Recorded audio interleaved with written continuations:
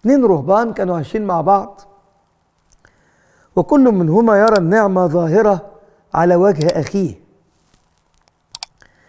واحد منهم وهو رايح الكنيسة، كان يوم جمعة،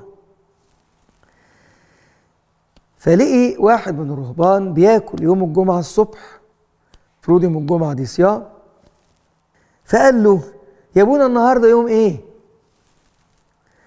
فرد ابونا عليه قال له: النهارده الجمعة. قال له: اصل انا كنت فاكرك ناسي. بيتريق. ولما انت فاكر ان هو النهارده الجمعة، ليه بتاكل الصبح؟ توكا ما ردش عليه، ثم تركه ومضى. في اليوم الثاني الراهب زميله ملقيش النعم على وجهه، فقال له: يا أخي الحبيب، مش شايف النعم على وجهك، في حاجة؟ سكت. قال له: أنت امبارح شفت حد عملت حاجة؟ فتذكر قصة الراهب وإنه اتريق على الراهب اللي بياكل يوم الجمعة. قال له: حصل مني كذا كذا كذا كذا. قال: أنا غلطان، وقدم توبة. بعد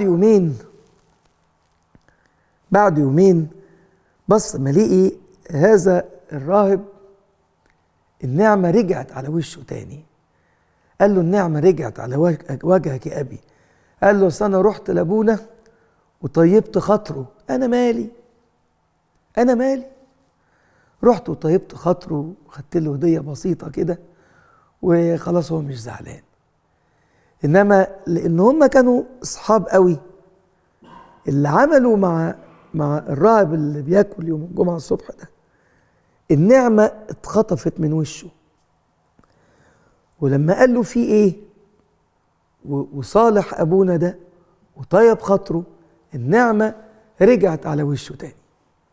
قصة جميلة تاني يا أحبائي، في بستان الرهبان، أحد الآباء الرهبان الذي لم يدن كان فرحا جدا وقت نياحته. قيل في بستان الرهبان عن راهبا كان مقصرا بعض الشيء في عبادته، ولكنه في وقت الوفاة كان فرحا جدا. فقالوا له: لماذا أنت فرح هكذا؟ قال لهم: طيلة حياتي في الدير لم أدن إنسانا، ولذلك أنا متمسك بالآية التي تقول: لا تدينوا فلا تدانوا. ثم ابتسم ابتسامة عريضة وفارق الحياة.